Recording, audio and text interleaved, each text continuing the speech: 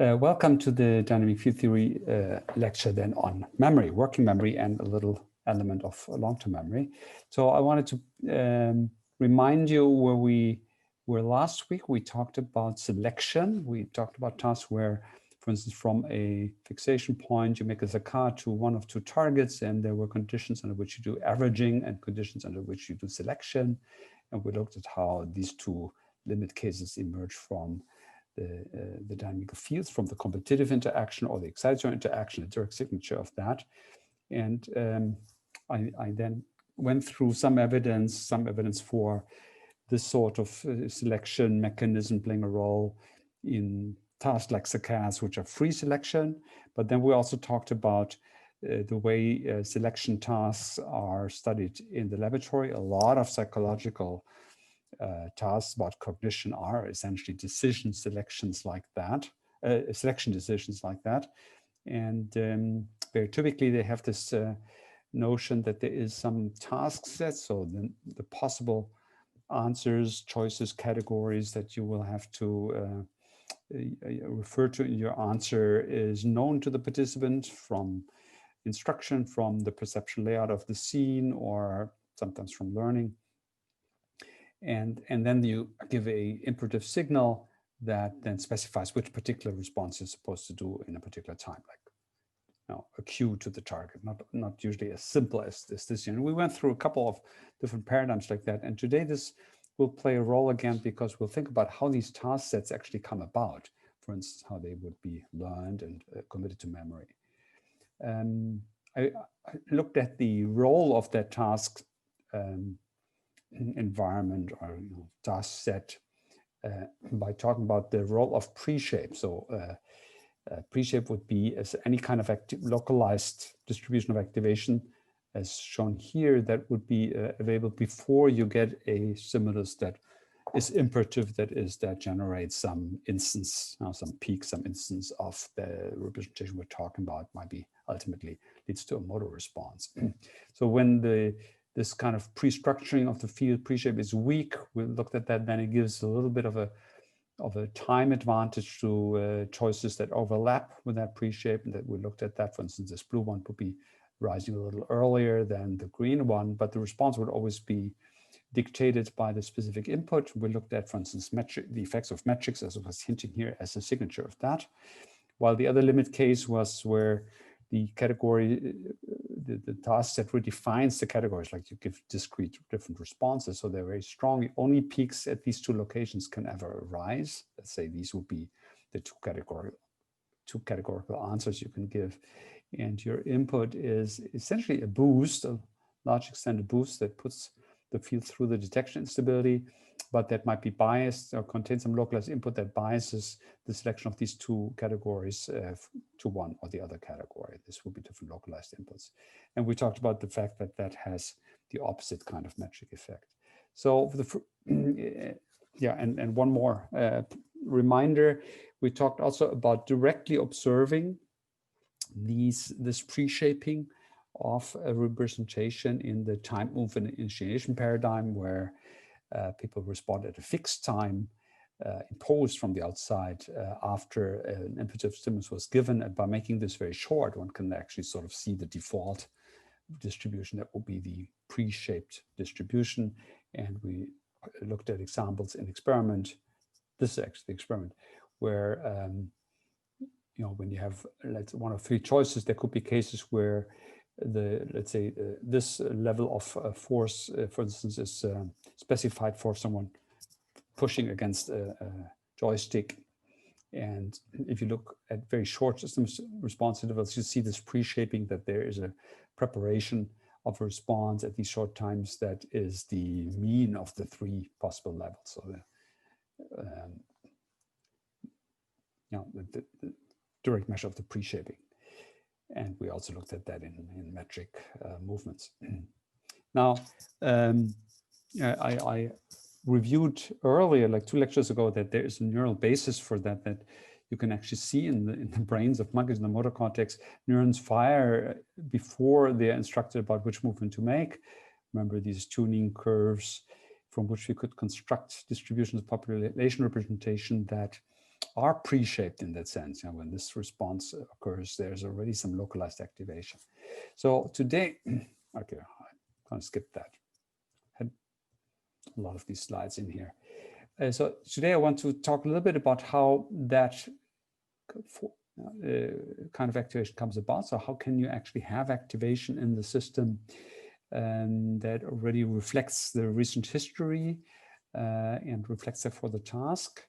And then I'll link that to, or there will be an interaction with working memory, which is the other main topic today. So the first thing I want to briefly talk about a way of how peaks can leave a memory trace that then pre-shapes experience just from prior experience.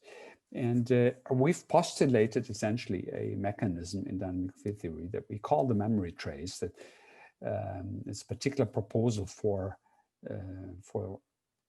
that concept of a memory trace that we've used to account for a couple of different phenomena. So it's actually a phenomenological proposal. It's not directly based on neural mechanism, unlike the mechanism that the neurodynamics itself represents, which is, as I initially argued, sort of an approximate description, macroscopic description of what the membrane dynamics of individual neurons and then populations of neurons do.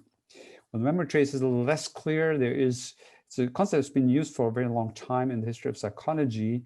There's been the idea that if you have an activation somewhere, in our case, in the field of a feature space, that it leaves a memory trace. And for us, that means there is a separate activation variable that we call the memory trace activation over the same dimensions. It also evolves in time. It evolves in time a little bit more slowly. And whenever there is a suprathreshold peak, there would be a growth of activation in this field. When the peak is gone, there would be, under some conditions, a decay also of that. For instance, here with some prior activation, then it decays the memory trace. So it can go both up and down.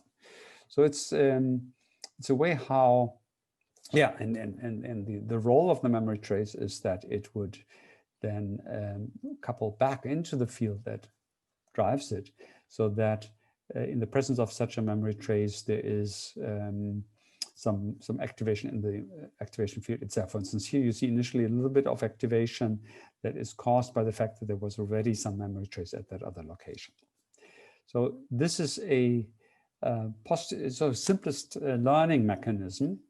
It's not Hebbian learning in the sense it doesn't depend on the correlation between inputs and outputs that the Hebbian learning rule that some of you might be familiar with implies. It is what in neural networks is called the bias unit. That is just a part of a neural population becomes closer to threshold, is more prone to firing if it has previously fired without specificity with respect to what caused it to fire.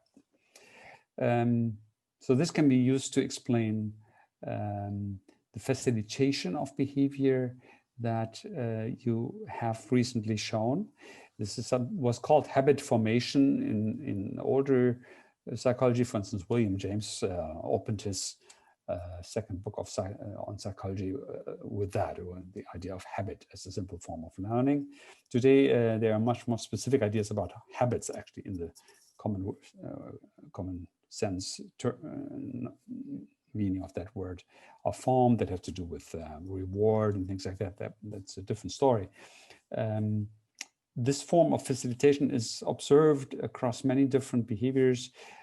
It's sometimes observed as a familiarity effect, so a ease with which you activate representations when you've encountered them before. There's also its mirror symmetrical habituation effect, which is the accumulation of inhibition, where something that you've just recently experienced is more difficult to elicit. And that's based theoretically on a memory trace for inhibition. And I may make a module about this later in the course. I'm not committed to that yet. So today I will actually review an example where the memory trace has that first function of habit formation.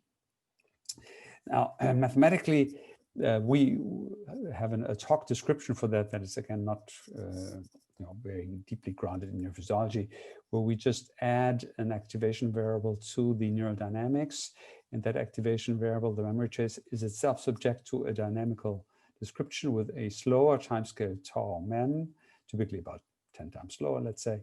But it also, so it has a minus U term, so it does have a time scale, and it's simply input driven. It's driven by the activation of the field that it corresponds to. So the suprathreshold activation in that field sometimes have a kernel that just would sort of smooth the spatial shapes in the activation field, and that would drive the memory trace.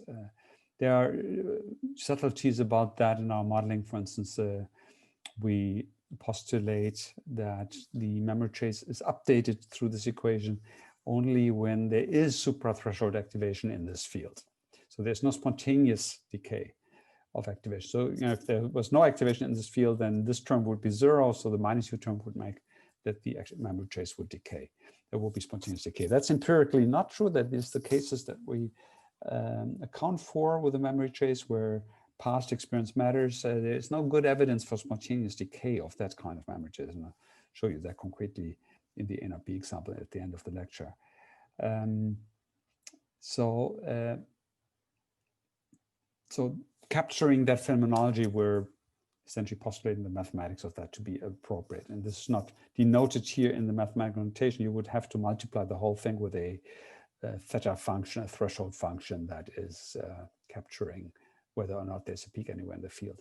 If there is a peak in this field, then the whole field, the whole memory trace evolves, which will mean that locations at which there is no localized activity pattern in the field, where this term locally will be 0, will decay. So that will be competitive decay.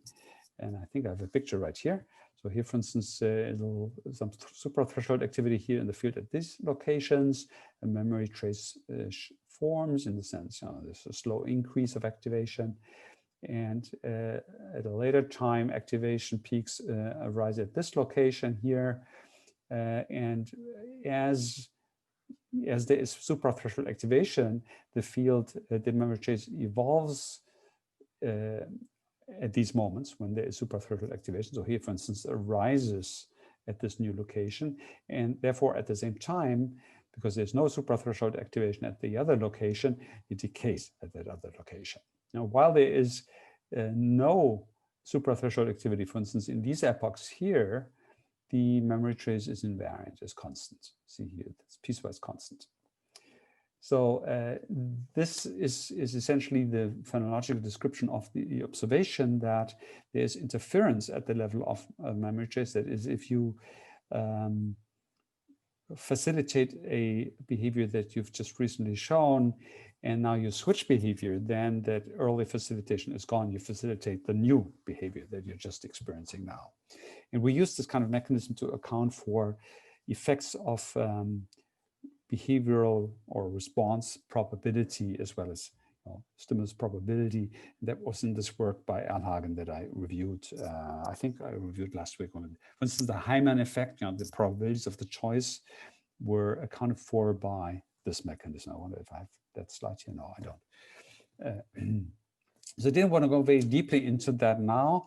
I just put this out here because it will play a role in our problem of working memory in a little while. So we'll have to combine this with working memory. And it's a general observation in the accounts we've provided for different simple sensory motor and body cognition kind of phenomena, that these memory traces are everywhere. You see them across perception, simple cognitive tasks, and motor control tasks. Both forms, the form that facilitates. If this was an inhibitory field, then you would essentially boost inhibition. That would lead to the opposite effect of making it harder to invoke the same kind of peak. Okay, so I want to put this out there, and then we'll come back to this after I introduce working memory when we combine these two things. Let's now first talk about working memory. So just go back to an individual field. And remember, I showed you in the simulator the phenomenon of sustained activation. So under some conditions, when you induce a peak by a localized input, and then you remove the input, then the localized peak of activation can persist in the absence of that input. We call that a self-sustained peak, or sustained peak in general. And it's a model of working memory. And I'll talk a little bit about that now. Now, when you change dynamical conditions, you don't have that. For instance, here under these conditions, a peak is induced in the presence of input, but when you remove the input, the peak decays and you return to the sub-threshold attractor. The difference between those two regimes is an issue of whether the reverse detection instability, where a self-stabilized peak decays, occurs above or below 0 input strength. So the only difference here is a subtle one, that with this resting level here is a little bit lower than that. You see that difference, small difference. And that makes that this system is in the memory regime where the reverse detection instability does not occur at finite input strength, while this one isn't. And one can actually think of this transition from this state to that state as an instability. Technically speaking, this peak here becomes unstable if I lower the resting level to that state. I could go from here to here directly and destabilize the peak. That's something that you can try to do an exercise. I'll do an exercise actually around that. So that's something that you maybe already roughly know. Now, in this picture, the peak that represents working memory is actually not really an attractor. Now, this peak here is not actually an attractor, because if I shift this peak a little bit along the dimension, it will just stay there. It will not actually return to the original location. There's nothing in the field that attracts the peak back to that original location if there's really no input. So this is called marginally stable by physicists. It's not a mathematically exact concept. Mathematically, really would just be something that is not a fixed point, that's not an asymptotically stable state. So it's not converging to a particular state. It's actually a family of fixed points, and the transition across these continuously many fixed points is in this mathematical sense stable, but not asymptotically stable. Stable, that is, you stay close, but not asymptotically stable. This actually implies that if you perturb the system through some extra input or just random input, it could move. The peak could move. It could drift. So if you add a little noise, the peak could wander along this dimension. And so the one thing that I want to show you about working memory is that that is actually empirically true. It's empirically real. There's a whole literature on that, and an important contributor to that literature is John Spencer, with whom I have worked extensively on questions of that nature. And the DFT book that you have read chapters of is actually authored with him and some of his students, co-authored with him and some of his students. So one variant in which this was studied was as the structure of spatial working memory, so working memory for spatial locations. And I want to go through that example because this is just one paradigm of how one can get at working memory, and then I'll show you two other paradigms. So this is a paradigm in which you're using estimation to assess the working memory of something metric, some metric dimension. That will be space. So in the experiment was done so that it can be done with children, because we asked a lot of developmental questions. That will be actually a theme today. We'll talk about differences in age and different levels of maturity, let's say, of the nervous system. And that's an interesting manipulation. You see differences in dynamic regime across age. I'll only refer to developmental effects a little bit later. For now, it doesn't matter whether it's children or adults. But the task was organized so that kids would also find that an attractive task. So participants were placed in front of a table. The whole experiment takes place in the dark. So when the light is off, you don't see these boundaries. It's all pretty dark. The table is actually a screen where there's projection from below of a simple computer screen. And that projection makes it, there's some kind of marker for the starting position where you keep your finger. and then there will be a object. It was in one version, was like a little image of a rocket or a ship, I think, maybe, I don't remember. Yeah, spaceship, exactly, spaceship. And then it's shown for a certain amount of time, and then there is a delay where the screen is again blank, and then the participant has to point at the location at which that object was seen.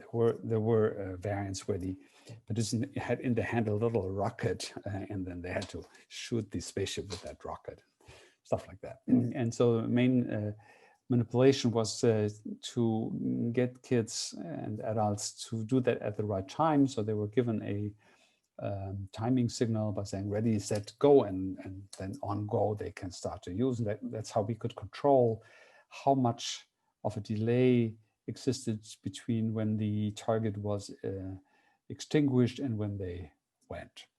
So it's an estimation task in the sense that where they will position their finger or this little marker is an estimate of where the target was earlier. It's an estimate of spatial memory, of where in space that location is. And because we're asking them to do that while they do not see the target, it is based on memory, right? It's what we call working memory, has the characteristic of working memory in the sense there's interference among multiple entities in memory, and I'll talk about capacity limits in a moment. And so the time scale on which we typically study these things are seconds, 10 seconds, 20, 30 seconds. In practice, one can extend the interval over which one can maintain working memory, but other processes intervene, like mental rehearsal, where you go through what you're trying to memorize. A lot of you might be familiar with verbal working memory, where this kind of mental rehearsal plays an important role in maintaining it over longer time scales. So the main characteristic of working memory is that it is subject to interference. That is, if you memorize something new, it can interfere with what you just memorized, and there's a very limited capacity. I'll come to that. Now, in these experiments, in some of these experiments, we manipulated the spatial layout. So for instance, here you see this little yellow marker that was sometimes provided as sort of a reference, spatial reference, so that people, essentially the imaginary line from the starting position to this yellow marker sets up some kind of reference axis in the space. And we manipulated that in some trials. For instance, we moved, in different blocks of trials, we had this at different locations. It actually turns out that if you don't have that marker, participants make some kind of implicit assumption about like something like a midline. So effects actually arise even in the absence of that marker that have to do something with where the targets are in space. Now, the observation in this experiment is that there is a systematic effect on the working memory of where the memorized item is relative to these markers, these landmarks, but also relative to each other. And I'll show you this here in these slides. So in the experiments, we sampled space. Actually, every experiment only involved 3 locations. It always involved the midline location. So there was where some targets showed up straight ahead of the participant. And then there was typically a symmetrical target, for instance, at minus 20 degrees here to the left or plus 20 degrees to the left. And it is a separate set of experiments. You would do minus 40 plus 40 or minus 60 plus 60 and so on. So in reality, the targets, only 3 locations ever occurred, randomized on. Participants often did not actually really realize that it was such a limited set of targets. This is to obtain enough data to provide good averages while still having a limited number of trials for every participant. In other experiments, we also manipulated, so this is manipulating the locations metric distances from the spatial reference frame, from this midline. In other experiments, we manipulated that as well, but we also manipulated how the targets relate to each other. For instance, we had targets that were all to the left of midline, and then, but the angular distance between these different targets varied. And I may have a slide about that in a moment. So when you're looking at these different metric conditions, what you find is that over if you vary the delay, we varied here in steps of 5 from 0 to 20 degrees, then there is a systematic drift where the mean position at which you point is drifting away from the correct response, which would be very closer to 0. Constant error means difference between the correct angle in the correct angle and the performed angle. It's all it's just reduced to one dimension. We didn't look overshoot, undershoot. We just looked at the angular difference here. So 0 would be responding precisely, and the further away you are here in the positive direction, that will mean repulsion from midline. There's moving further out. We mirrored here the data, so the data on the left are just given a negative sign, the data on the right a positive sign, so we can put them on top of each other. So you see that the more time you leave, the further participants are repelled. The repulsion depends in some complicated way on the distance. There's actually most repulsion for a close distance, like the 20-degree target. It has a lot of repulsion. And then as you increase the distance, the repulsion goes down to 0, even though if you look at the center target, that has the smallest repulsion. In fact, sometimes has an attraction effect. You see, this is, when it's negative, it means you're attracted no, sorry, that's just some bias, side bias. This attraction comes up in a different condition. And here at the bottom, what you see is the variable error, standard deviation, essentially from across many repetitions of the experiment. And you see that the variable error increases in time. So it becomes more uncertain where you are in metric space. And that variable error is also depends on the distance from the target. So, you see, essentially, those of you who know anything about random variables and stochastic processes may recognize that this is called the drift in stochastic processes, and this is called the diffusions or the variance. And so you see an effect on both effects. There's an increase of variance with time, and there's an increase in drift with time.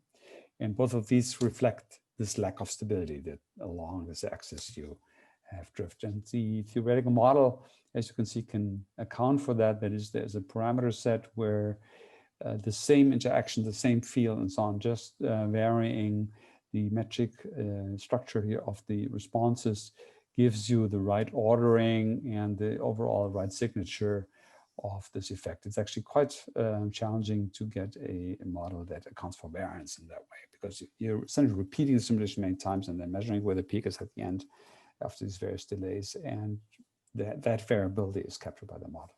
The curvature is not perfect, but it's certainly quite reasonable, and even the ordering is quite reasonable.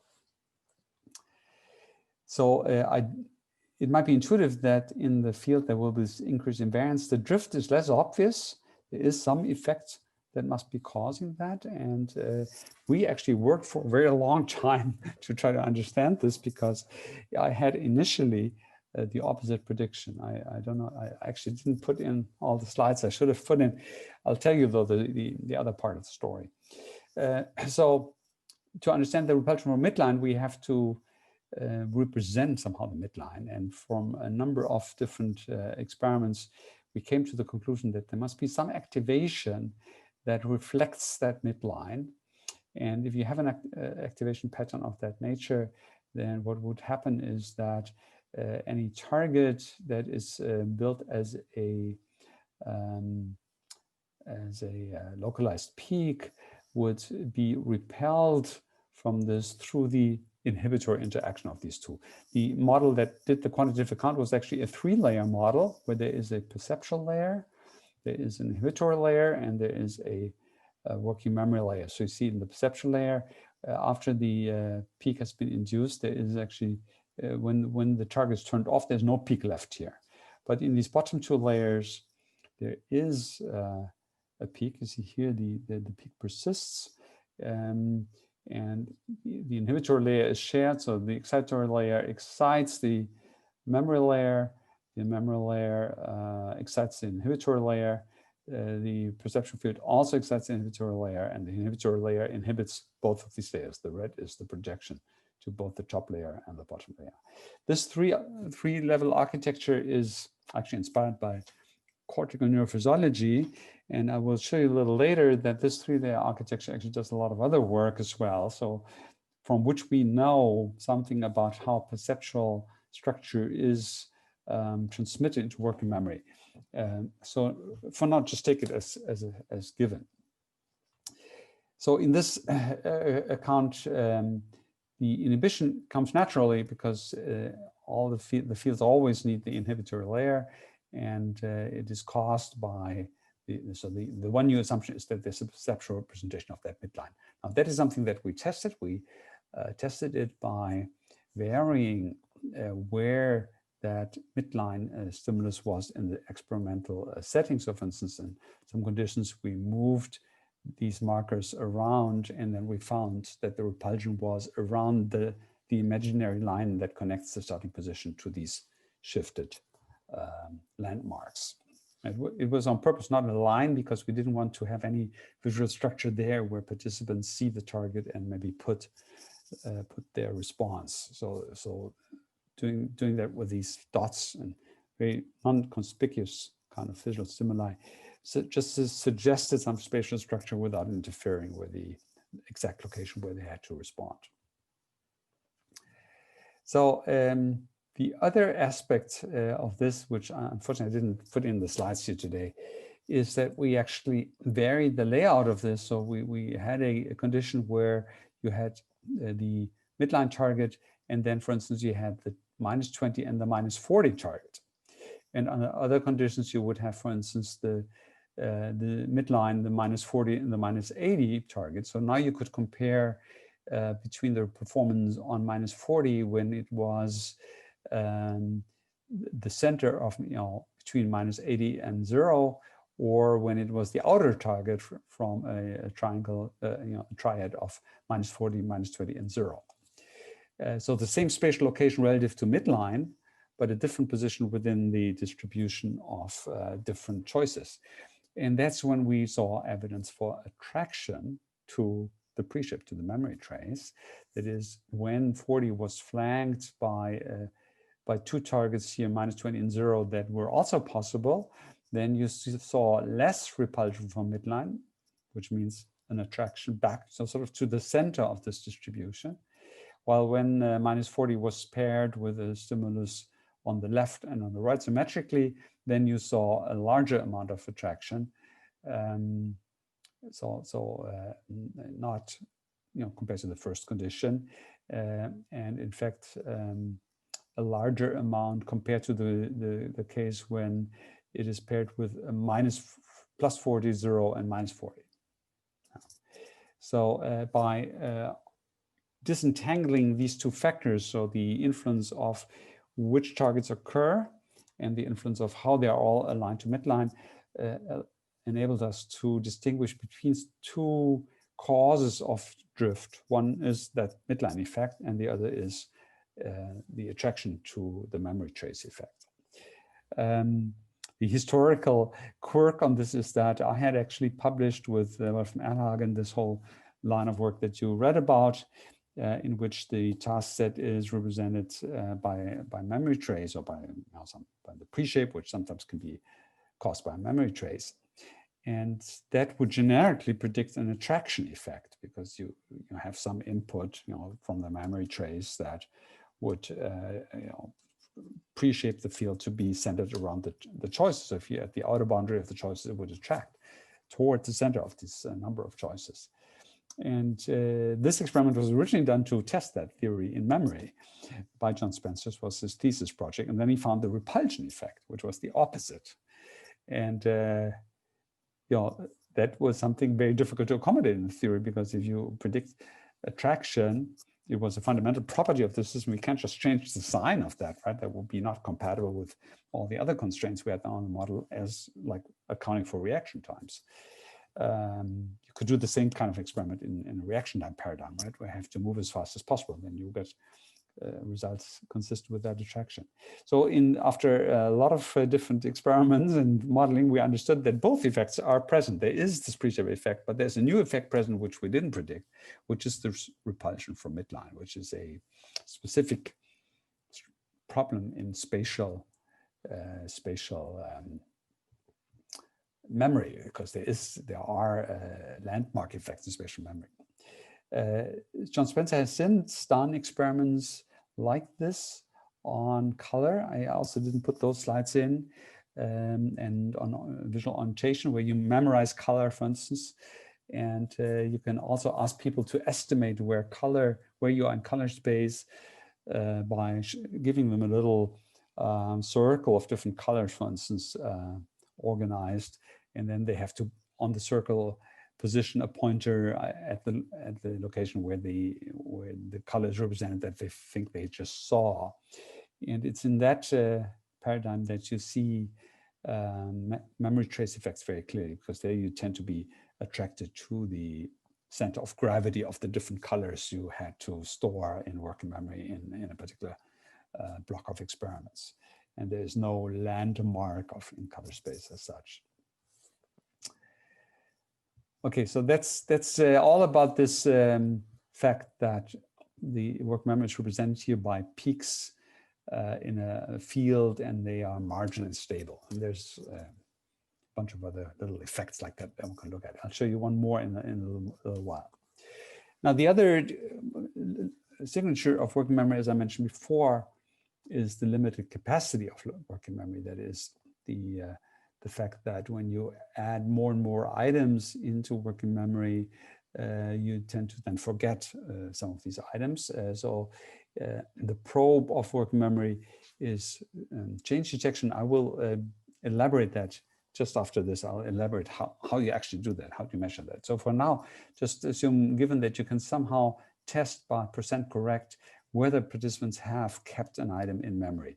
And so what you see here is to the right is the % correct people have on memory tasks, where they're inquired, they have to answer questions about the memory as a function of how many items there are in the set that they had to store. So for instance, in the simplest case, they see these 4 stimuli that have 4 different colors, and then you would test in some way whether they remember correctly one of those items. And if you look at the % correct, you see that it is case with increasing set size. And in this literature, people set some threshold for what is a good performance. And in that language of threshold, the capacity is about 4. So you would say, for instance, this is about 85 or 90% correct, and that will be considered a good performance. So you say at 4 they're good, and this would be considered bad performance, so they're forgotten. Chance level here would be 25%, I believe, 25% correct.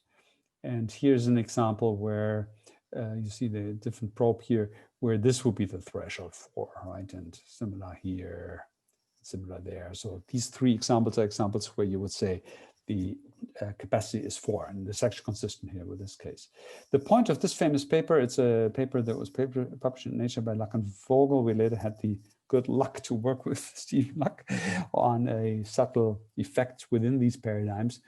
And so what these authors showed is it's really a capacity that is dictated by how many objects there are, not necessarily by how many pieces of information you have to keep in memory.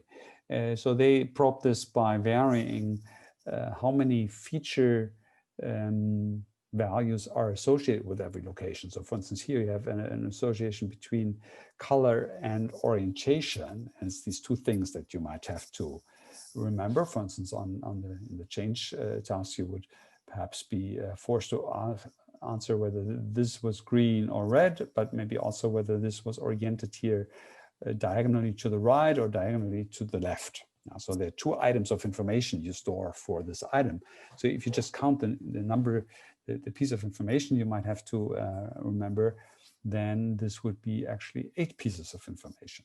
But you find that the capacity is still 4. It doesn't really matter that there are 2 items to be pieces of information to be remembered about this location here. And then you can actually vary that to have more features. Here's color, orientation, and then whether it's this filled or not filled object. So 3 things that you have to remember about the item and so on. And so what these people found is that it's really the number of objects, that means really the number of locations in space that matter, and not so much the number of feature values that are associated with that. You see, these curves always sort of lie on top of each other.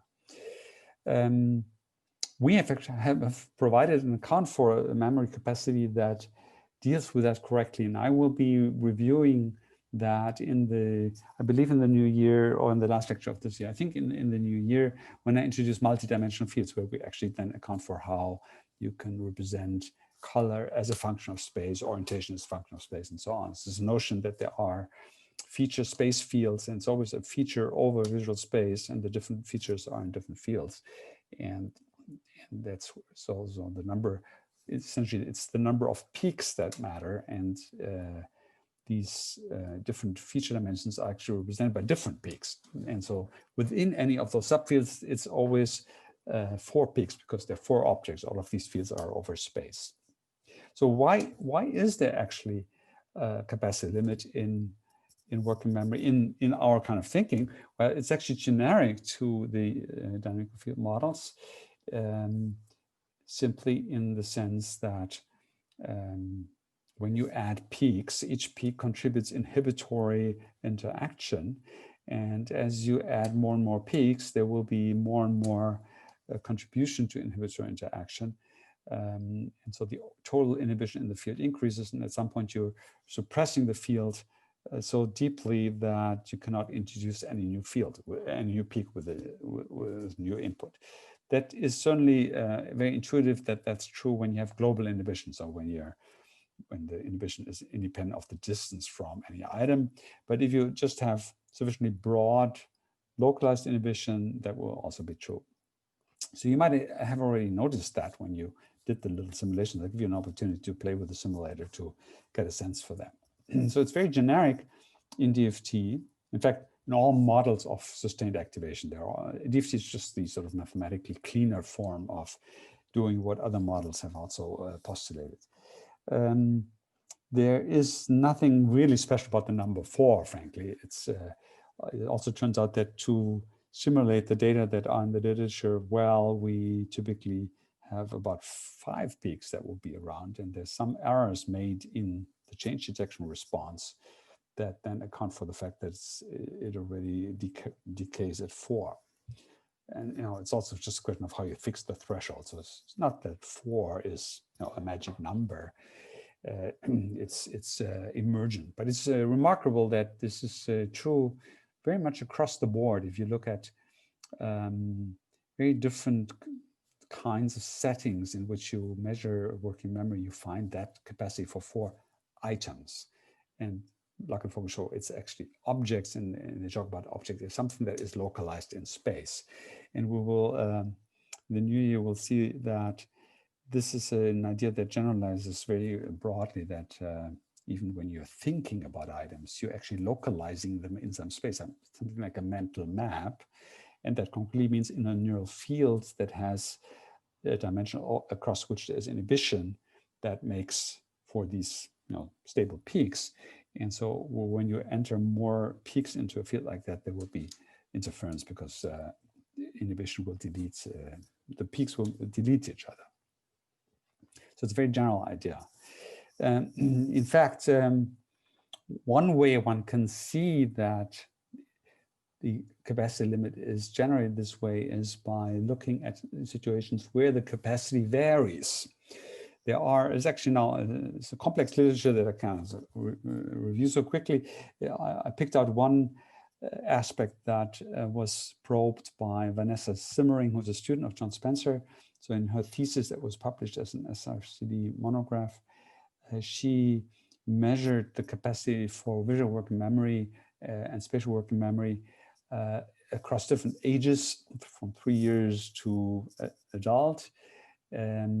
She needed to make a version of the change detection task that she can do with young children. She had a a nice variant where it was actually the looking behavior of the children that was used to assess whether they detect the changed or not changed location where a feature changed. I was going to go into those details. And then you find that capacity of working memory does increase with age. There's here a difference which has to do with a change in paradigm. But overall, there's an increase from a very low capacity for just 1 to 2 items for very young children to then the standard 4 or 5 items in young adults and adults, or in older children and adults. And that is consistent with the developmental hypothesis that we have seen evidence for across many different paradigms. That's called the spatial precision hypothesis. I mean, we call it spatial precision hypothesis. And we call it that because that was how we accounted for differences, age differences in the spatial paradigm that I just showed you. There we found that over age, the drift decreases and the variance also decreases. And the range, the magic effect of decreases. So the range over which peaks are sensitive to inputs becomes narrow. And that must mean that the peaks become narrow. So when you adjust the interaction kernel to reflect that, then they become more excitatory with age and more localized. And so we had ample evidence that something like that was true for magic working memory from these estimation kind of tasks. And when you put these changes into a model and look for the model's capacity, then this change in capacity emerges. And so in that sense, it can be explained by the change in the interaction. That change in the interaction, is empirically grounded, and so it's a true piece of evidence for this kind of account for working memory. The other kinds so I should say in the literature there is one other theoretical thought, that's sort of the slot model of working memory, where you think that there are discrete slots in the brain. It comes from a computer metaphor where you would have memories that you store something in, and there would be different slots. And so then you have to account that as the nervous system matures, a new slot comes in at certain ages. And that is certainly not very plausible. And doesn't account for these covariations across different tasks. Now, the wrinkle on that is that it is possible to manipulate as a participant whether you keep a particular item in memory or not by sort of attending to it or focusing it, and you can expend different amounts of effort in a sense on keeping particular things in work memory. And it turns out that can also be understood in dynamic field theory terms, essentially as a question of how much you boost the field. So how hard do you make it to keep the peak stabilized? If you boost the field, then all peaks become more stable and they can resist interference from other items more. So I wasn't going to elaborate in all details, just tell you a little bit the perspective so I have the main ideas. And so I want to spend a little bit of time now to show how we actually account for the change detection itself that is used to measure working memory. And this is now in the spirit, lest that you understand all the details of the neuromechanics or mechanics of the model, as to understand sort of this philosophy of accounting for the processes that give rise to states, rather than just say, when there are 3 peaks, then I must be remembering the details of those peaks to say, how does the process through which we measure that in humans play out in a neural model? And it turns out that leads to some interesting predictions. So one of the most common ways of how working memory is probed is not this estimation procedure that I hinted at in the spaceship paradigm, but it's a so-called change detection procedure. It's very old in psychology, where, for instance, you show a participant a visual display, and then you impose a delay where the display is deleted, and you show a new array to the participant, and the participant needs to say only whether it's the same as the original display or it's different. There's variants where they might have to say which item is different, but typically that's not asked. There can be differences with respect to whether all items are shown at once or whether you show the 3 items sequentially. In many cases, it doesn't matter which way you do that. And there are all kinds of variants on this. Sometimes you also just probe one location. You just show, was this item green? And don't ask about the entire array. Now, we provided an account for how this occurs. That's, again, very generic, that shows up in a lot of different places in our theory. And that's based on the 3-layer model that I already hinted at. So it's a notion that there are 2 excitatory levels. Now, excitatory levels would be those that excite downstream neurons or that have some effect on some answering. So one is a perceptual field that would essentially reflect whether you see the item or not. So that will be supporting questions about what it is that you see. And the second field we were thinking would be a memory field that would have activation even if you don't see the item. So phenomenally, it will be different, has different significance if you have activation in there. You're able to make estimation or comparison operations, but you're not seeing it because you don't have that input. So that memory representation would be driven by the perceptual representation, not directly by the input, sensory input, while the perceptual field will be driven by the perceptual input. In this conception, both of these drive inhibition. So there's input to an inhibitory field, which conversely inhibits, and there will be a signal. They would share an inhibitory field. That assumption that the inhibition is shared comes from the fact it's inspired, maybe it's essentially phenomenologically verified by this model explaining something, but it was originally inspired by cortical neurophysiology. So if you look at the 6-layer structure of a lot of sensory cortices, there is a microcircuitry like that, where there's only a single inhibitory layer that is driven from multiple of these layers. And there's especially one layer that receives external input, while other excitatory layers only receive input from that inner layer. So together they form the subset of 3 layers. There is more in these cortices, but there's this microcircuit in there. We can't be sure it has exactly this function. It's not clear if the parameter values are like that, if it's in this kind of dynamic regimes. The studies that inform us about that are neuroanatomical studies, or studies where people put electrodes into slices of such tissue and measure the connectivity, but we can't be really sure what the dynamic state in a behaving, in an intact system and under, when the animal has a task, if it really maps onto that. So it's just, maybe one day it will become possible, but at the moment it's just some kind of plausibility.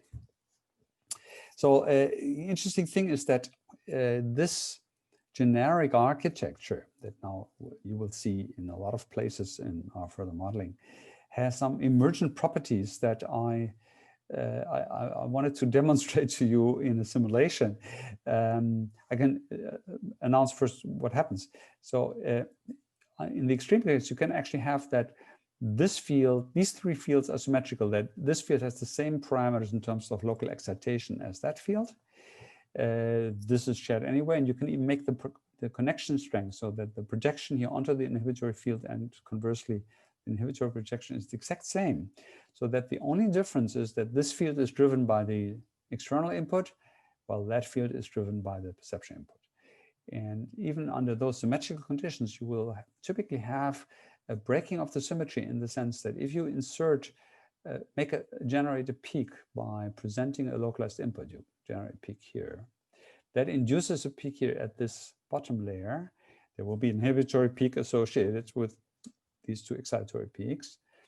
Now, if you remove this input, then the peak in this field will decay, but the peak in this field will be sustained. If it's all symmetrical, it's really just sort of a temporal ordering effect. That is because the input to this falls away first from the point of view of this field, two things happen. Its input becomes weaker as this peak decays, but there's also less inhibition, because as this peak disappears, it also inhibits this, excites this inhibitory field less, so there will be less inhibition. So the covariation of excitation and inhibition makes that this field can stay in its excited regime while this field can't. And no, equations are not important. I'll just show you this by going to, now I need MATLAB because this field is actually not on the web page. And so here's a little simulator, just like the one that you've been playing with, that simulates the 3-layer field. I want the different parameter settings here available. The kernel is not shown here, the multiple kernels as you see. So on top is this perceptual field. It's the only field that gets external input. I can play with that here in a moment. You see again the green line. Now that's going to be the input. And then this is the shared inhibitory field, and this is the working memory field. So again, this one, you can actually change all the parameters here, and they have these obvious names. You can use, this is the 3-layer model. There's a launcher for that. If you download the Cosivina software, that's on our dynamicfieldtheory.org webpage, and some of you might have already done that. You need MATLAB for that. And so let me just show you how this works. I induce a little peak here. I go through detection, make a peak here. And you see already now, it can be even a case where even in the presence of input, the input self-deletes in a way. It's just transiently active, induces an inhibitory peak and a memory peak, and it's gone now. If I remove this to 0, there will be actually an inhibitory trough here, and there will be only a memory item. Of course, there are conditions under which the perceptual peak can persist. So I can have a perceptual peak while I have a working memory peak. But that depends on parameter settings. Under some settings, the peak will be deleted even in the presence of a weak input. So I've put a memory into an item into working memory just by showing it here to the perceptual system for a moment. I can put another item into working memory by inducing it here. And then I can remove the input, and that item stays in memory. And this inhibitory trough here comes from that inhibition. And then maybe I put a third item into memory and then remove it. So now I have 3 items in working memory. If I now present the same stimulus again, if it's weak enough, it will not induce a peak here. So it will not detect that as a new perception instance. But if I change the item a little bit, for instance, here I'm shifting the input a little bit metrically, maybe a little more. Now, if I go to the same input strength, now I get a new peak. And when I get that new peak, it will actually create a new instance of working memory. And it might delete an older form of working memory depending on where it's spatially arranged. Now I put it exactly between those 2 peaks. It creates a new entry of working memory, and that actually, in this case, deletes the perceptual peak even in the presence of that input. So the early response here at this location is the change signal that we will be using. We consider this not the perceptual layer, but the change detection layer. And it mediates this generation of a new working memory. Under different conditions, for instance, if I make, let's say here to the right, I make a working memory that is just a little bit outside this peak. If I now boost, let's take this away. If I just boost this now, then a change peak occurs. And this is a case where it actually updates the memory, that is, the old one is deleted and the new one is created. This is here the case because there is some spatial overlap between the previous level memory and the new one. So this would be a case of interference. There will be a capacity limit here. So for instance, if I don't know exactly what the parameter is. If I induce a peak here in the middle of these 2, that might go to the capacity limit. I'm not sure, maybe not yet. Maybe I can do, I don't know what the capacity of this model is. And just another one here. At some point we get into capacity. Yeah, here, for instance, it did delete that peak. I think this is probably about the capacity that that model can do. Let's try again if I induce no peak here. It also, I think it might destroy this peak. Yeah. So you see here an interplay between capacity, metric distance, which one gets destroyed, and there could be, of course, also random effects. So if you want to explore that more, I'm not going to make an exercise about that, but if you have access to MATLAB and access to Cosivina, you can play with that. It's the launcher 3-layer field that is responsible for that, or that you can use for that. Okay, so this gives you an impression for how this mechanics works. And so you see, it accounts for change detection, but it's actually also really a model that accounts for how working memories are mediated, arise from percepts, how they are updated when percepts change, and things like that. We made a whole bunch of experiments about that, or modeling stories. I want to show you one signature of this kind of mechanism that gives us confidence that this is a good model. And to explain that, I need to add one more element to this model, because this has now been a model where a peak arises when there is change, but it doesn't yet tell us how you're going to say same or different. In particular, it doesn't explain how you're going to say same, because in the case that you say same, there's nothing happening in the field, no peak arising. So our generic architecture for that is, again, the 3-layer representation I just talked about, and then some response nodes in the simple model. It's just some neurons, the local populations, one of which serve the function of saying same, and the other serve the function of saying different. And more generally, these will play a role in the higher architecture I'll show you later as match and non-match neural representations. So they're not necessarily reflect, labeled connected to words that you're saying. It's just some conceptual thing of detecting that something matches or doesn't match. So explicitly representing something also that matches. Same would be match. And the neural architecture that we use here is one in which the working memory provides input to same. So if there's a peak in working memory, the same node will be close to threshold. And the different node will be driven by the perceptual layer, where the change signal comes from. These two nodes compete with each other. Only one of those can be active. They're both sustained, so you can keep the node active even if the input was transient. And the notion is that there is actually a hidden go signal in this task. Difficulty of saying same would be that there's nothing happening. Why should you create suddenly a response? Well, actually in this task, there is something happening because you're deleting the array and then you're showing an array.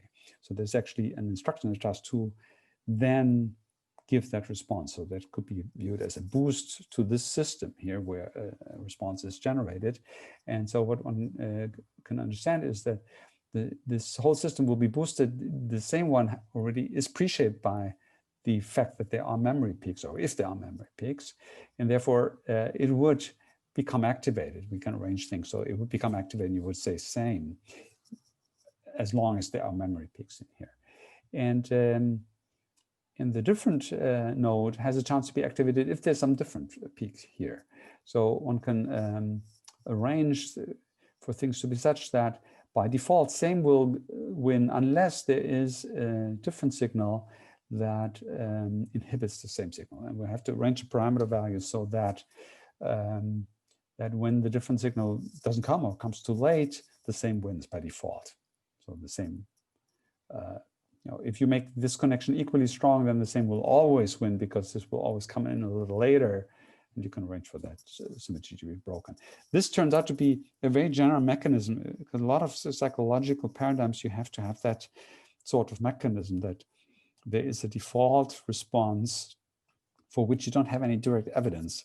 So the notion is that the default response will be stopped by the deviating response. So that leads as a first hint at the kind of things that you have to do when you go to higher cognition, account for these kinds of pre-structurings of the neural networks of the brain to reflect task demands like that. And we uncover in a lot of cases hidden dimensions of tasks that are really important in neural representations.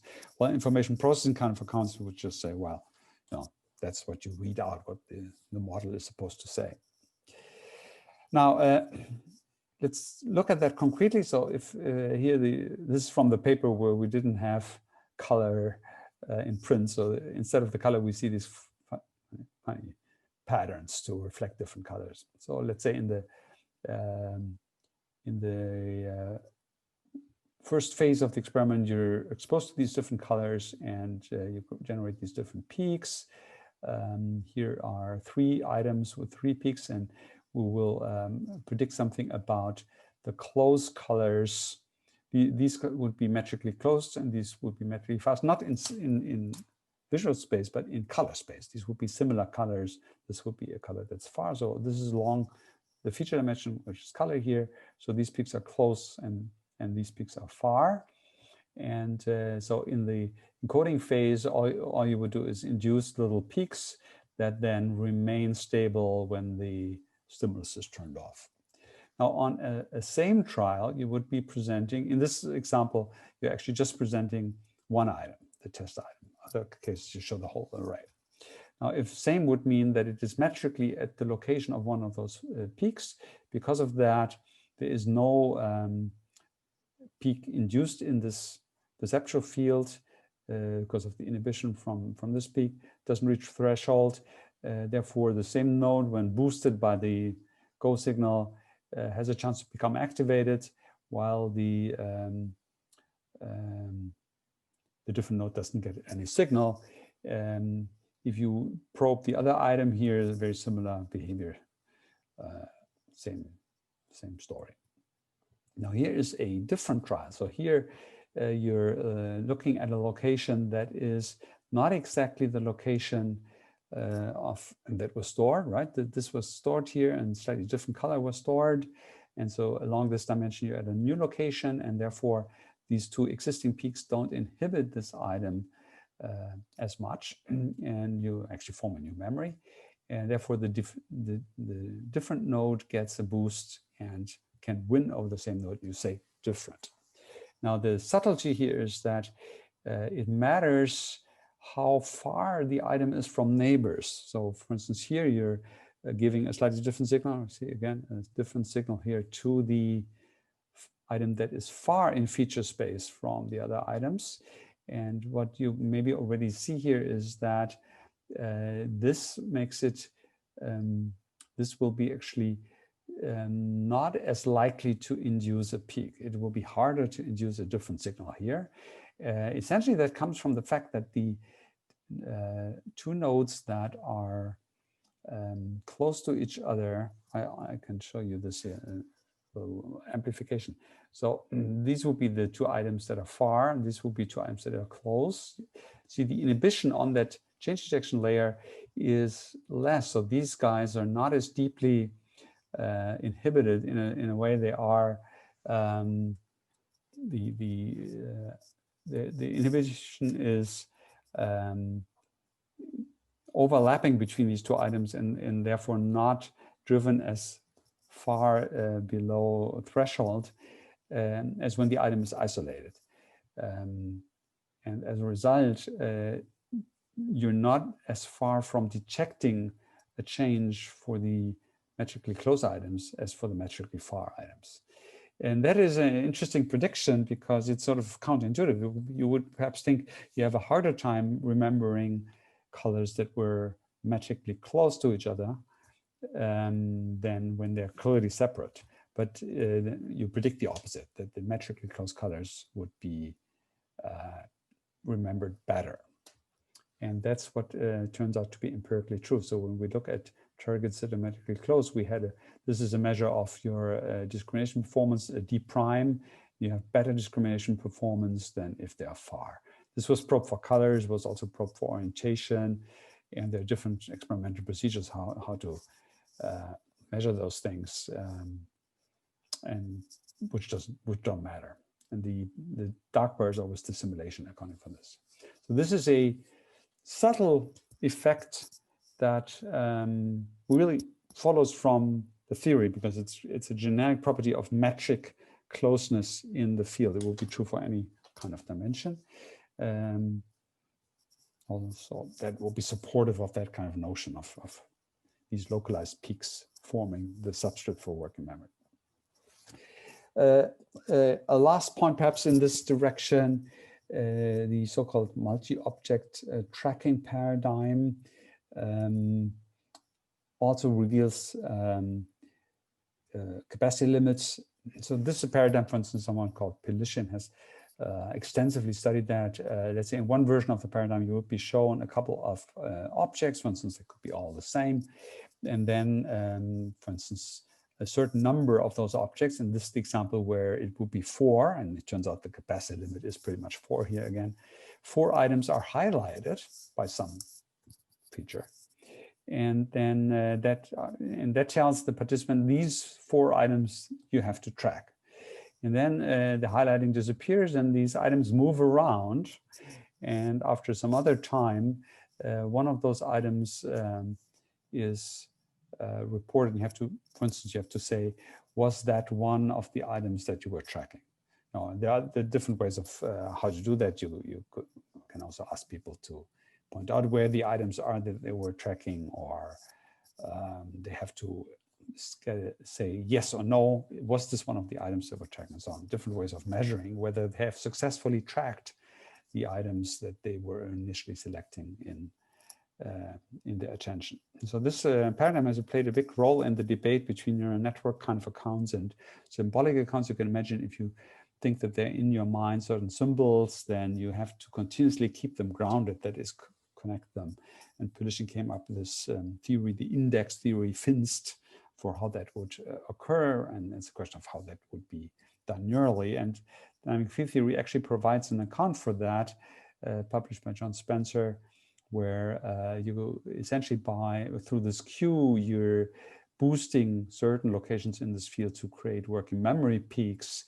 And these working memory peaks then persist even when the boost is gone. And if it's correct in terms of capacity, you would be having only those locations create peaks and no other locations. And so as you move these inputs around, they drag the peaks along. Not sure I didn't put that in, but you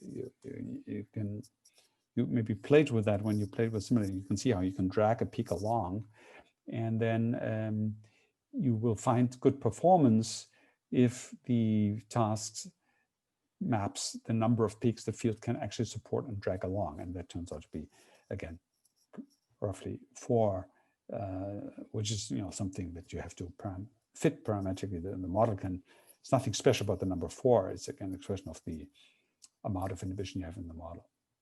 So this model was able to account for some interesting effects, and for instance, how the performance depends on how much time elapses and how quickly these items move, comparison here also of the model and some experimental result. So that's also consistent with evidence that's consistent with this particular account for working memory. Again, it's a huge literature. There's much more to be said about that. I want to use the last 15 or 20 minutes to combine now what we learned about working memory and about the memory trace. And this is a study that was very important for the development of dynamical field theory. It's a case study that involves all of these dynamical instabilities, the A0B paradigm. If you read the chapter, you already know a little bit about that. And it's also a study that I can use later when I refer to embodiment and show how you can act out or make peaks into motor behavior. So the A0P paradigm is a paradigm of developmental psychology that is attributed to Jean Piaget, who was actually a philosopher, and he used development as sort of a way of finding out about what are sort of elementary concepts of knowledge, the idea of how children acquire knowledge, which tell you about what the nature of knowledge. So he was interested in epistemology, of how you know things about the world, and then had this interesting perspective on taking children's performance as some heuristics for how to form ideas about that. So his experiments consisted of playing with his kids, his own kids. It turned out that some of the experiments he did were transformable into real experimental paradigms, and the NRB was one of the most famous ones that worked very well. Actually, his original idea of what it means is probably wrong. There's still some debate about that. Just maybe to calibrate your mind, developmental psychology is very hard, because when you work with children or babies, it's difficult to give them tasks.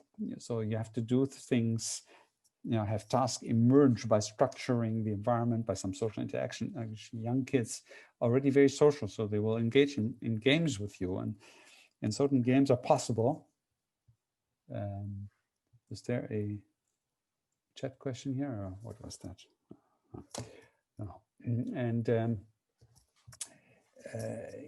so what happens typically in development psychology is that certain tasks become possible, and then a lot of work focuses on those tasks, and the meaning of those tasks is not always entirely clear. And sometimes over time we learn that some tasks that where children show very clear effects have maybe different meaning than the original intention of the experiment. And this is an example of that nature. You will understand that in a moment. So the popular version of the NRB is about hiding an object, a toy here, like a little puppet, hiding that in a location A, and then manipulating things. And then the idea was that they forget where the item is, so out of sight, out of mind, which is actually not really a correct description. Again, I'll just see in a moment.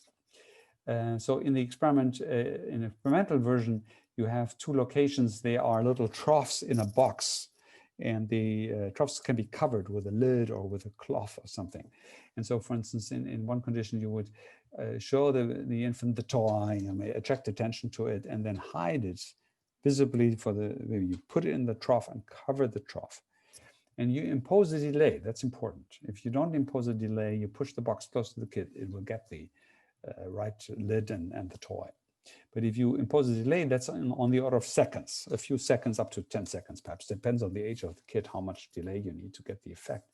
So you impose a delay, and only after that delay, you make the object reachable by, for instance, pushing that box into the reach space of the infant.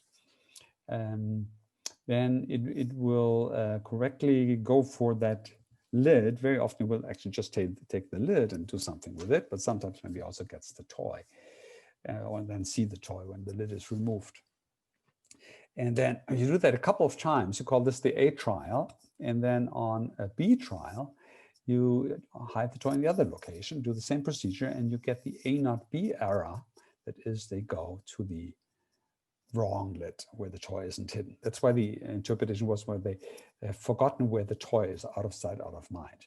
You can already see that that is not really right, because they do go to the right location on this trial, right? So they haven't, it wasn't out of mind here. It's more an interference problem, that when they have previously experienced it at the other location, they're not able to switch now to the other location. That's really what it is about. Now, it turns out that there is something about the toy, but in some sense, the toy is not fundamental to this. This was discovered by Linda Smith and Esther Thielen and her colleagues in an experiment in Indiana, where they developed a toyless version of this experiment, which is a pure selection decision task. So this is a collaborator of Linda Smith, whose own baby was a participant. See here this box, and this is a box that doesn't have any troughs. It just has the two lids on top. And instead of hiding a toy, all you do is attract attention to a lid, and then do the same procedure and look for the infant's interest in one or the other lid by grasping the lid. So rather than hiding a toy, you just take up the lid, wave it, you maybe hit it on the box, making some attractive sound, and then other than that, do the same procedure. And you can bias kids to go to the lid that was presented this way just as well. And then when you try to attract attention to the other lid, then they perseverate. So this is called perseverative reaching. It's the same effect. Could be some quantitative differences, and there are lots of variants of this. You wouldn't believe how many there are. But roughly, you get the same phenomenon. Now, we provided an account for that, which was quite influential for our theory.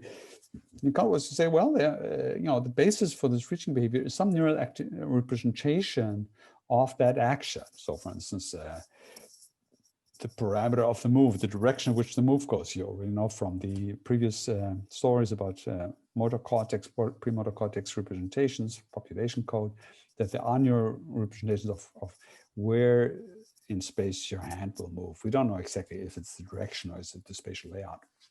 So some activation representation, we would say if there is a peak over one versus over the other location, then we will say the infant made that reach or initiates that reach, will make that reach. And then we looked at different influences on where that peak would form. So one is, of course, what we call the specific input. So when you show the lid, you show the toy, you attract attention, that would give some input to the spatial location at which you're doing that and not to the other location. There is another subtle form of input, which is the fact that there are these two lids visible in front of the kid. So we call this task input. It's the layout. That would be pre-shaping the field because it will always be present.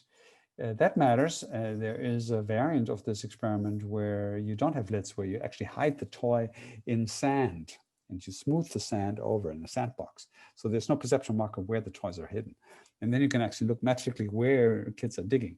You can do this a little bit older kids. The kids who do this well are very young infants who are just about learning to reach. You can do this at 5 months, 6 months. If the kids are in infant chair and so they don't fall over, they can do it very early. And they will stop making the mistake at about a year, maybe 10 months or so. And so it's really young kids. While the other effect works with toddlers, like 2 years or a year and a half or so. So this matters, the task input matters. That means they go for the lids, they don't go into empty space. And the more subtle influence is the one that will account for the difference between the A trials and the B trials. So we assume that the peaks leave a memory trace, which in turn pre-shapes the field so that on later A trials or on the B trial, there is some input at the location A that just comes from that prior experience that will make the difference. There's actually a fourth influence that we overlooked in our original model, which is technically wrong, and we wrote a correction for that many years later. I did this work actually right after that, but it took forever to get it published. Actually, the definite paper was published even later. This is a preliminary version. And so what we realized that what we didn't quite model right is that there is also an input that signals to the baby that it can now reach or not, which is when you push the box into reaching space, which would make a difference for whether you now create a peak or not. And so we modeled this by assuming there's a boost to the field that induces a peak at that time when that happens. So it's not a localized input, it's just a boost. Now, in the account, each of the instabilities that we're looking at plays a role. So the idea was that there would be regular detection in the sense that you have localized input in this waving action. It would induce a peak of activation at the corresponding location, which can then build a memory trace. And we're actually assuming you build a memory trace only when you're actually making the movement. Wasn't really manipulated in the story.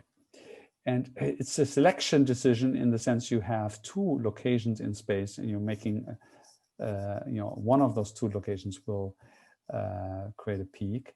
There is boost-driven detection, as I mentioned, in the sense that whether or not the peak arises may depend on whether it's in reaching space or not.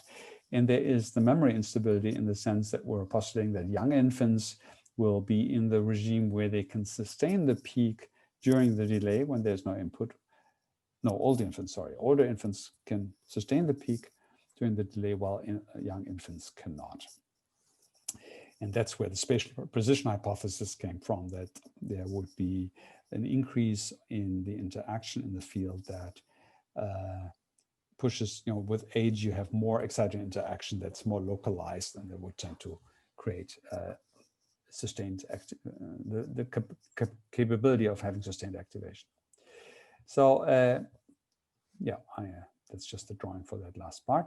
And so the account is essentially that if you're a young kid, then on the B trial, you have some memory trace here at A is pre-activated, but you're inducing a peak at B. But during the delay, that peak decays. And when you're boosting the field after the delay, it will push this through the detection again, but there will be more input at A than at B from the memory trace because this has decayed, and then they will reach to A. That's how they make them, the error. Well, in the older infants, the peak is sustained, and so the boost doesn't actually matter. When you boost it, it will stay at that location B, and they will not make the error. There's some subtleties about that I'm glossing over here. And here's an example of that sort of behavior. And so this shows the typical structure of these trials. There's really something, I'll show you some subtleties here. So this is the field over these locations, A location, B location. This is time on a macroscopic scale. So each of those epochs here is one trial. These are 6 A trials and 2 B trials. See this little field of peak here, this localized input, that's when you're giving the specific input, you're like showing the toy or waving the lid. And there's a delay. So the distance between that's the delay. This here is the boost. This is when you push the box into the reaching space of the kid. And so here on this trial, you see a peak forms at the A location, which is essentially this, there's a little bit of, you see a little bit of input here at B as well, which is from the task input, from the fact that there are these 2 lids. There's a little bit of input, very minor. You don't see it actually here. You just see it maybe a little bit here. And same here, but the little activation still remaining from the previous activation makes that there's a little bit of a bias that you will have a peak at this location rather than at that location. You have the peak. And so we would say the infant responds, but that's not modeled really. There's a peak. And that supra-threshold peak, because the infant is supposed to respond, leaves a memory trace. See, then you repeat that here, same thing, memory trace. Repeat it, same thing, memory trace. And so on, do it a couple of times until here on the B1 trial, the B1 trial, you actually induce the localized input here at the B location. Have a delay, and then you see after the delay, there's a little bit of activation transient left, but there is a lot of memory trace that boosts this location, and that's why you make the mistake. So here the model reaches to B again, it makes the A not B error. You can repeat that a second time, makes the same error. That's how you would account for the A not B error. So interesting aspect of that model. There is a lot of stuff that one can explain with that model. You can vary things like the symmetry between A and B. You can give, for instance, give some reward when you pick up the lid. Something flashes or doesn't flash, and you see, does that boost perseveration when you do that during A? Does that inhibit the second perceptual feature in B, and things like that? Now, I want to pull out one aspect, which is where this model, compared to some other model that I didn't explain, makes a real prediction, and that's about so-called spontaneous errors. Turns out that about 20% of the kids occasionally go to the other lid on an A trial. So here is the same shown for the model. So there are 4 A trials, and here on the 5th A trial, the Q is given here. They have a very nice memory trace here, but the peak forms at the wrong location. In the model, it's really just by fluctuation. You have that little task input there. So there's, see the difference between these 2 inputs is not very, very large. So sometimes the peak can form at the wrong location. Now that peak that forms at the wrong location is a full peak, leaves a memory trace. It's not just some readout thing, minor fluctuations, then you read out one location versus another location. And because of that, means leaves a memory trace, and that has consequences. So for instance, here you see that on the next day trial, it makes the same spontaneous error again.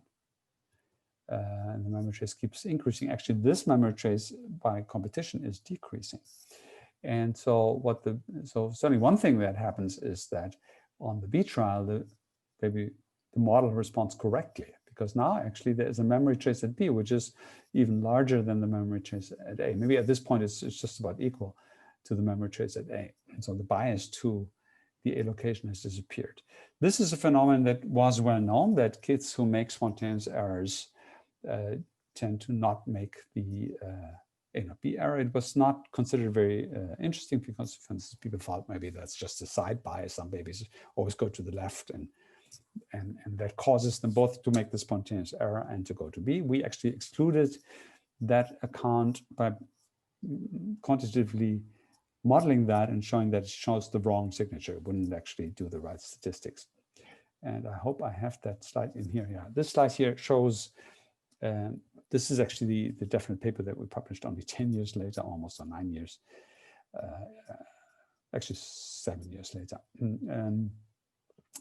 So what this shows is the statistics across 400 babies in different paradigms, and we're comparing actual data for infants to the model. And so the two different things shown here. So one is the probability of spontaneous error itself, and you see the probability is around 0.2. That will be this 20%. It actually has an interesting time course. That time course comes from an experimental manipulation that is very common in the literature. So it shows a little bit how these experimental procedures interfere or make very special effects. So a common procedure in this literature is the so-called familiarization period. That is when you present the infant with this box with the two locations. It's often get a little confused. They are less likely to reach at all than if you just give them a box with a single lid. Somehow that blocks them with the two blocks. So people said, oh, let's familiarize them with the task. And the original version was that on the first couple of A trials, the lid wasn't exactly on the trough, so that the toy would be partly visible. And then they would do it correctly, going to the toy. And then across trials, you would put the lid more and more on top of the toy, so that on the fourth trial, typically, the toy is really no longer visible. And only the fifth and the sixth A trial are, in that sense, true A trials where A and B are symmetrical. And then you go to B. And B, you do right from the start, you hide the toy completely. In the toyless version, you just had the lid a little closer to the infant on the first 4 trials, and you would reduce that asymmetry, and again, until 0 at the 4th trial, to simulate the kind of same familiarization effect. So in the model, we model that by assuming that the input to A, the specific input, is a little stronger the task input is slightly asymmetric, because while the infant is reaching, this is still the case, right? The lid is still closer on the box, so they see that. It's not just in that brief period when they're given the cue. It's persistent. That's what we call the task input. That's present all the time. So when that's the case, you can see that then the system is more strongly biased to A, so it's less likely to make a spontaneous reach when there is strong asymmetry. And as you reduce the asymmetry, the probability of making the stochastic decision increases.